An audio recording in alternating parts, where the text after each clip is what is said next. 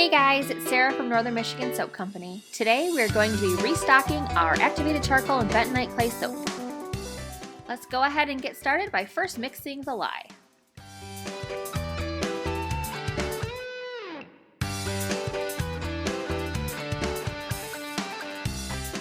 First, I'm going to start with my measured water.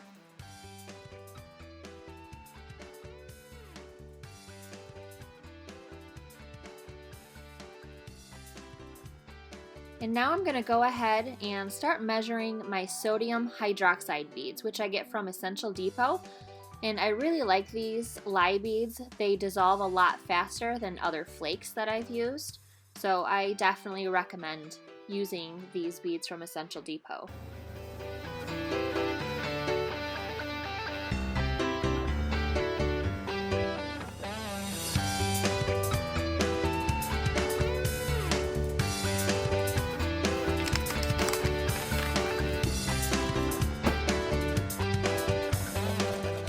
Now with my lye water, I like to ice bath my lye water so it's good and cold. So I put it in the sink with water and a little bit of ice cubes. And then I start pouring my lye and I just make sure that I go slowly as I mix it in.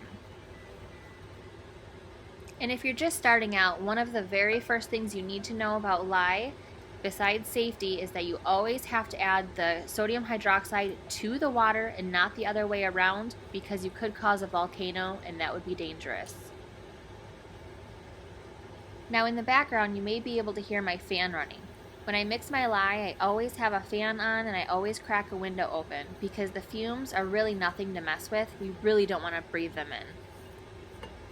And believe me, I've done it. It's left me choking and gagging, and you for sure do not want to do that.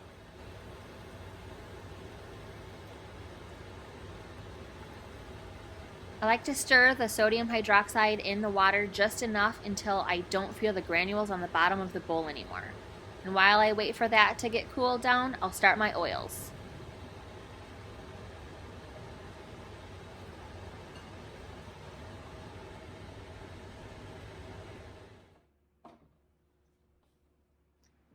So I always start with measuring out my hardest butter first, which is in this case an organic unrefined shea butter, because it takes the longest to melt. So I put that on the bottom of the pan. So once I get this all measured out, then I will measure out the coconut oil, palm oil, the olive oil, and my sweet almond and avocado oils, and I'll get them on the heat. And when I say putting it on the heat, I mean when I put the pan on the burner, I keep it on the lowest setting possible. The shea butter can't handle a lot of heat, so if it gets too hot, it'll get grainy, and we don't really want that either. So this is going to take a few minutes. So let's talk about where to buy supplies. If you're new, you might not know where to buy your first soap making supplies. Now, if you are an experienced soap maker, then go ahead and leave a comment below on your favorite places to buy supplies. Now, when I first started making soap a long time ago, I started buying some supplies from Soap Goods because it was one of the only places that popped up in my web search. But after a little while, I realized that their prices were almost double of what I could get the same product for somewhere else. So then I came across Brambleberry, and I still occasionally buy some things from Brambleberry, but I realized too that their pricing is still a little bit higher than others, and for me, it takes them almost 2 weeks to get a package to me because we're on the opposite sides of the country, and because of that, shipping is almost double the price. So I still have a couple favorite fragrances that I keep buying from Brambleberry, and that's fine, but my main go-tos now are Nurture Soap, which I reference a lot in my other videos, and they're a lot closer because I'm in Michigan, they're in Indiana, I believe. And then there's Nature's Garden Candles, which is in Ohio, and then Bulk Apothecary, which is also in Ohio. Now, these are just border states for us, so it's way closer. I get my packages way sooner, and the shipping is way less. So I'll go ahead and put the information for those links in the description below so you can check them out. And then some other places that I buy supplies from, I buy my shea butter and my lye and a couple things from Essential Depot, which is out of Florida. And then I buy my olive oil in bulk from Costco, which I found that for me is actually the cheapest. And plus, I can get it right along with my groceries, so I can do 2 stops in one.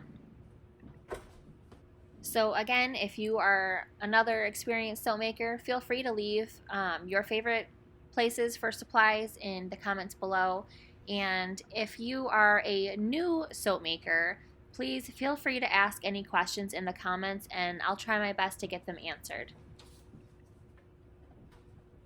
Now for favorites, one of my absolute favorite place for supplies is Nurture Soap, and that is because I absolutely love their micas and their molds. Now you could probably find some micas at a little bit better of a price somewhere else, but from my experience, the micas at Nurture Soap have been well tested and they're accurately described, so I've never had a problem with like color morphing or any other troubles, because it's always, if you read the description on it, it's always acted the way it's described. I love the molds from Nurture Soap too. They're really easy to work with. They are a little bit pricey, but I've noticed that they last pretty long, so I guess you get your money's worth. Okay, so all of my oils are measured out, and now I'm going to put them on the stove. And this is kind of what it looks like here when I get them starting to melt. And of course I forgot to add the avocado oil and sweet almond oils, so I'll weigh those out and get them in the pot as well. So back to my favorite suppliers. Now for fragrances, I mainly go to Nature's Garden Candles because of their price. I just have not found anywhere else that can beat their price. And then for all of my big stuff like the coconut oil, cocoa butters, and some essential oils I get from Bulk Apothecary, which the essential oils that I'm using today, I'm using the lavender 4042 and tea tree oil. Those both come from Bulk Apothecary. Actually, a correction, most of my essential oils now come from Bulk Apothecary. Okay, so here I am going to be measuring out the activated charcoal and then the bentonite clay. And when I add them or measure them out, I measure a teaspoon per charcoal and clay per pound of finished soap. And then I add it into a tablespoon or so of oil, and then I can help disperse it that way. Now, I'm not going to go and make any medical claims on how awesome this soap is. By the way, I absolutely love this soap. But if you want to go online and Google search the benefits of activated charcoal and bentonite clay, I urge you to do so. And really, why don't you go to our website, which I'll link below. And Larissa's posting a blog post on the benefits of activated charcoal. So why don't you go and check that out.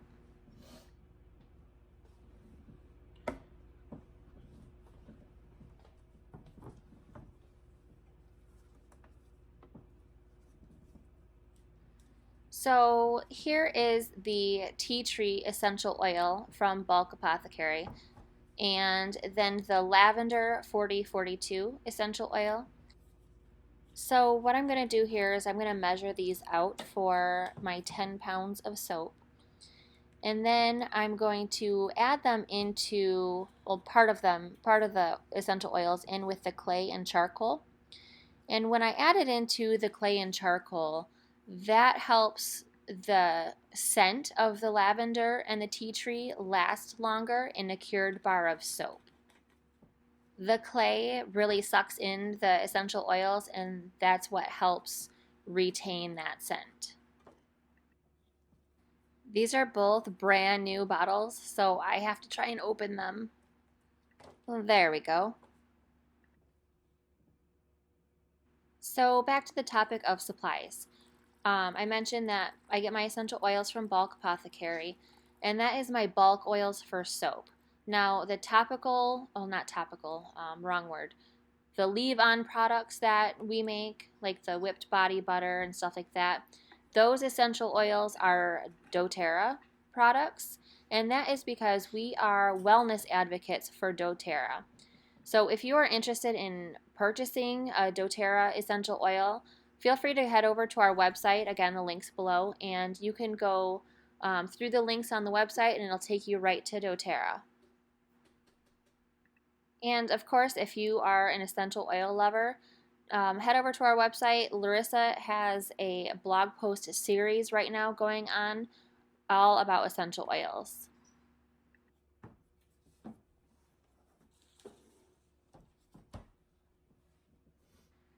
Okay, so here's the clay and charcoal, and let's go ahead and get some of the fragrant or the essential oils mixed in with it.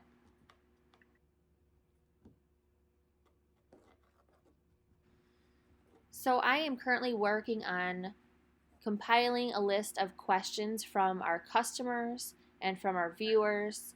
So if you have any questions that you would like answered for an upcoming video, we're going to get together, us girls here at NM Soap Co., and we are going to do a video on answering any questions that you might have. So feel free to leave your question below in the comments if you would like to be part of that episode.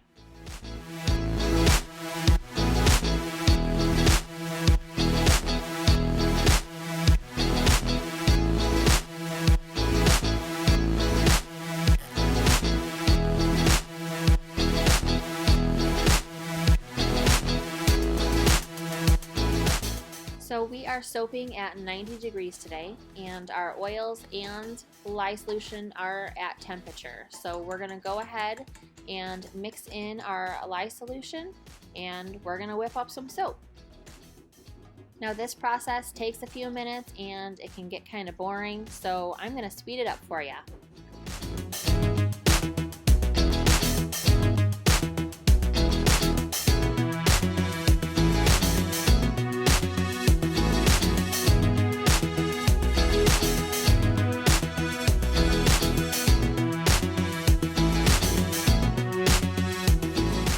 Okay, so we are completely emulsified, and it is time to add in the activated charcoal, bentonite clay, and essential oils.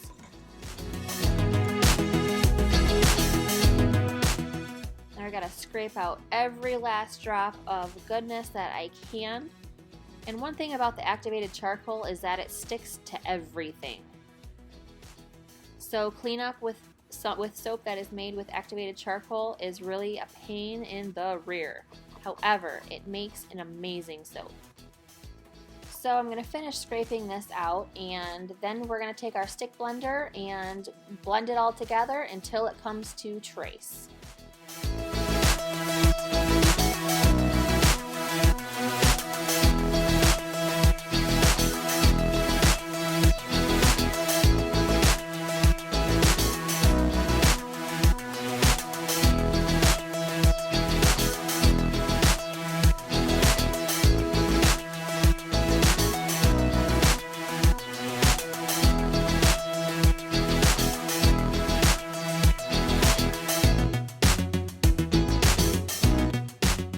Okay, so it is all mixed thoroughly, and we are at a light trace, so we are ready to pour.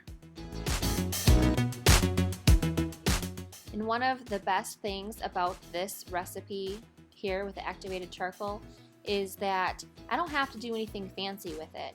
Our customers love this soap for what it is, and I don't do anything fancy. I don't do a textured top or anything, and it makes it just that much easier and faster.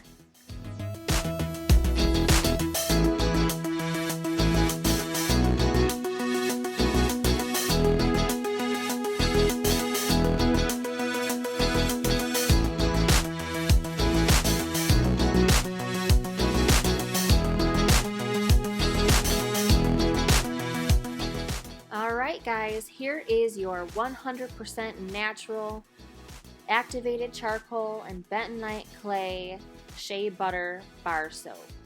So I'm going to finish scraping out my pot here, and then we're going to stick it in the oven overnight. We'll come back and cut it in 18 to 24 hours, and these soaps will be ready on our website shortly. If you've liked this video, please feel free to give us a thumbs up, hit subscribe, hit the bell next to the subscribe button so you can get all of our notifications. Thanks for watching!